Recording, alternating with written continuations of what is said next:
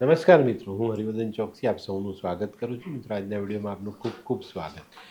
મિત્રો, જો તમારા ઘરે સંતાન નથી તો એક બહુ સરસ ઉપાય બતાવું છું, એ કરી લેજો, ચોક્કસ તમને ફાયદો થશે અને ગણેશની કૃપાથી સંતાન પ્રાપ્ત થાય. ગણેશ કેતુના દેવ છે અને કેતુ એ જ સંતાન છે, તો ધ્યાન રાખજો.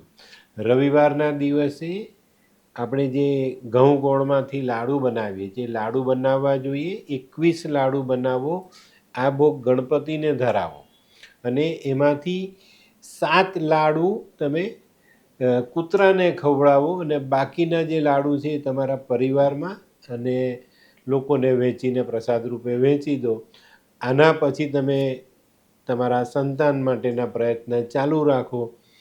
શક્ય છે આવનારા ગણેશ ઉત્સવ પહેલાં તમારે ત્યાં સારા સમાચાર આવે તો ચાલો બદલીએ જિંદગી. નમસ્તે.